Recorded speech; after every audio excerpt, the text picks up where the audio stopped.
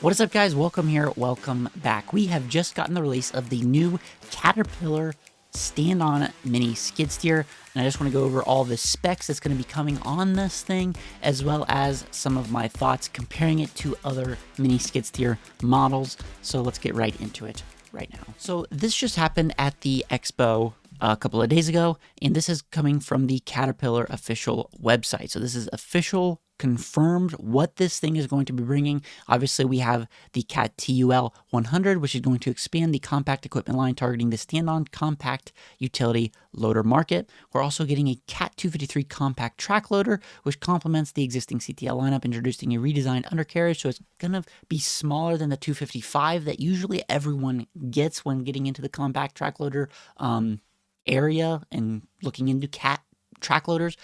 We're also going to be getting a smaller excavator. It is going to be a CAT 301 CR micro mini excavator, which can access tight job sites with a retractable undercarriage machine with 29 inches and a folding rollover protective structure, which is typical for these. So here is the TUL100 right here that we're going to be discussing today. Toro has kind of dominated the mini skid steer industry for the better part of 20 years now. Then Ditch Witch, Vermeer came onto the site. Vermeer, a lot of forestry people like those because they obviously can easily go to Vermeer stores. They're already going there for their wood chippers and everything else you got. So you usually see a lot of forestry people going with Vermeer. Ditch Witch, you see a lot of people that are into irrigation systems. Toro's more have always been like the typical landscaper guy using the Toro Dingoes, as well as they make the little walk behind ones. They make very cheaper model ones where you can kind of get in the door, as well as the Dingo 2000, which has the telescoping, which is what I have, and is one of the best compact track loaders, mini skid steers that there is on the market, in my opinion. And then you've had Kubota come onto the scene, as well as a bunch of other like off-brand shooty type of things. Well, now CAT has entered the scene with this, where you stand on the back of it, and basically it's a mini skid steer. CAT says this is ideal for tight spaces where larger machines are unable to navigate. The new CAT TUL100 compact utility loader delivers power and versatility with proven reliability and durability for the fast-growing market segment. It's rated at 1,000 pounds of operating capacity, which is typical. They're getting into that door with what Dingo does, what all these different companies do that I just named. They all have a 1,000-esque pound operating capacity model that everyone usually is comparing amongst each other, and delivers performance needed for bigger jobs. But its 36-inch and 42-inch track width options enable its performer to work in tight spaces. Again, a typical thing we see with the already in the industry companies. We see Toro make a narrow track version of this. So we'll be able to compare these and see what the differences are here in a moment. It says it is powered by a 24 horsepower CAT 1.1 turbo diesel engine. So it's good to see that it is the engine actually made in-house by CAT and not some Kubota engine or something like that. So that's good to see for that. It says the new TUL100 features a robust hydraulic system for exceptional performance. Versatility is at the core of this new compact utility track loader design, so it will offer a wide range of attachments, including augers, power box rates, blah, blah, blah. We already know that. A choice of coupler options will help you ensure contractors have the right tool for the task. I don't know what they mean by a choice of coupler options. That's the biggest hiccup for me when getting a mini skid steer, and why I went with the 2000 Toro Dingo, because the 2000 Toro Dingo, that front attachment coupler, you can use all the different typical track loader, compact track loader, skid steer attachments for it. It has that same bracket that fits the bigger attachments that you would put on a loader. So anything I buy for a 2000 Dingo, it will fit on my 255 CAT. It'll fit on any track loader I get. If I'm down the road, switch models, whatever it may be, I can do that. With the 1000s, you have to get the particular smaller version of the 1000 attachments, which has different locking mechanisms. So that's kind of unfortunate. I wish that they would just come onto the scene and kind of change it up. They would bring a 1000 model and use the bigger attachments, or at least give the option to, hey, do you want to order it with a standard skid steer front attachment, or do you want to make the mini skid attachment? To kind of give people that choice if they already have the mini attachments or the bigger attachments. That would be cool to see because, like, again, you're coming onto the scene here. Cat's doing this like way after the fact. Like, everyone's already done this. Everyone's already made their machines. They've already been working out the kinks and working out the flaws in them for the past couple of years. So Cat's very behind on this. You got to come through ahead of the game. You got to bring it in at a price point that is very substantial to get me to look at it. You've got to bring it something to the table here, is what I'm saying. You got to bring something to the table that gets me to say, dang, that is actually way better than what everyone's already been doing, right? It has an intuitive multifunction joystick and customizable settings, allowing operators to fine-tune machines' performance for a range of skill levels. Approximate operating weight of 3,600 pounds and a maximum lift height of 7 feet. Available with Cat Vision Link, the loader will fit seamlessly with the rest of the customer's fleet. Planned commercial availability of the new TUL100 is in North America is early 2027. So this thing isn't going to come out till early 2027. So obviously they aren't revealing everything just yet. They say that the price is going to be in line with what the standard domestic mini skids are, which is problematic to me.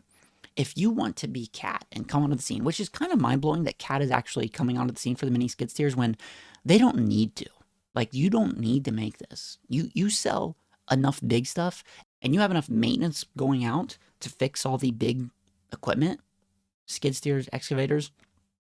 Why you would want to kind of go after this very small niche market? Yes, there's a lot of people that buy mini skids. But do you really want to take your service vehicles, service trucks, and have to send them out for the smaller $40,000 machine? Yeah, $40,000 is no small amount. But wouldn't you rather compartmentalize them to fixing your big equipment so that, like yeah, this will make profits for Cat, but how much profit? This is something that I could see being made for 5 years and then them saying, we're not wasting our time with this anymore. That's what I see going on with this, but it's very awesome to see someone come onto the scene like Cat and make this. This is almost like, I guess I did leave off Bobcat. Bobcat has the MT100. That was kind of one of the first competitors to Dingo in Vermeer, was the Toro or the Bobcat when it came out. So it's kind of cool to see now you guys basically have all the major brands of skid steer making their own mini skid. Like I said, that's a really cool design. Looks pretty cool. I mean, they did an awesome job. It looks like you have a couple of different couplers here for, like I said, these mini attachments. It's unfortunate to see that it is this small bracket, but we will just have to see how it all plays out. Looks pretty beefy here, like a lot of protection, at least for this. You obviously get a light. Who knows if that's add-on after the fact. But I guess a good thing about that they're actually doing this is that they do have, Cat has a ton of service vehicles out and about. So if something happens and you're under warranty, they're going to be sending you out a service truck to fix up your mini skid. Toro doesn't really have that. No, Bobcat, they kind of do. They have problem getting parts. So that's going to be really cool to see that if you're a big Caterpillar guy that uses Cat skid steers and you already have someone at a dealership that you are in good relations with, you can look into this and maybe change up your whole entire fleet or what you do. I can see farmers using this to feed hay bales. Obviously, you can pick up hay bales with this thing very easily with the wide track version of it. Would be awesome. I love mini skids. I think this is incredibly good for pool companies. Pool companies should get mini skids all day long, especially the Dingo 2000. I'll say the Dingo 2000 till the cows come home is one of the best pieces of equipment that you can buy, just because it is telescoping. The fact that you can reach up into a trailer, how many times I've used that, is unbelievable. That you can reach out, pick something up at the front of a trailer, a dump trailer, have 2 pallets in a dump trailer, not have to hook up chains and pull it out. That you can reach up with the telescoping, pull it out, get it back. And like I said, the Dingo 2000, you can use the big attachments for it. I used 36-inch augers. Everything works just the same. Obviously, you're not going to be running big 72-inch brush cutters on it and getting that same gallons per minute that you would a big skid steer. But like I said, you still have that option to if you need to. This, more a bit of a small thing. Obviously, it's going to come out a price point that's good. The 2000 now, when I got it, it was like $55,000.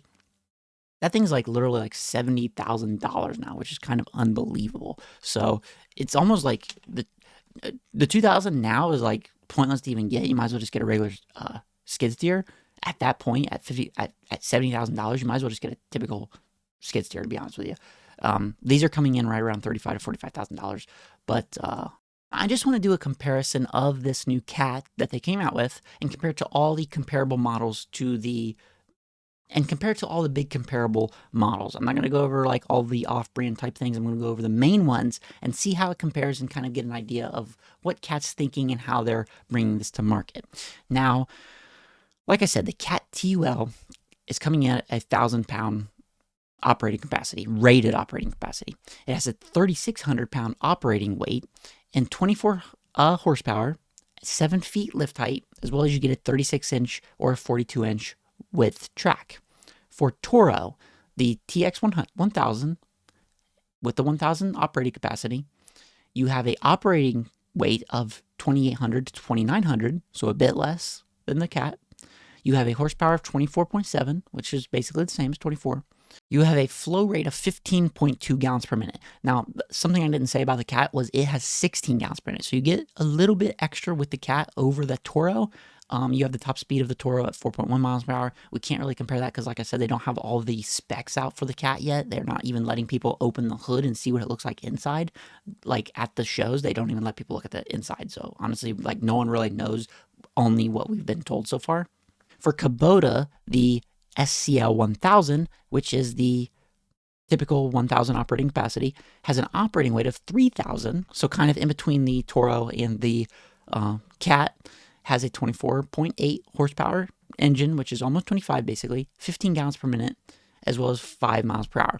So it's basically the same. It looks like the Cat is having a bigger operating weight than all of these so far, so it's kind of interesting to see that. The SK 1050 Ditch Witch has an operating capacity of 1,062 rated operating capacity and an operating weight of 32 to 3,300, as well as a 36 horsepower diesel Yanmar engine, and it can have high auxiliary flow for attachments. Obviously, those smaller little attachments. So if you want something with a much higher horsepower output, get the comparable Ditch Witch. Now, I don't know how much Ditch Witch 1000s run.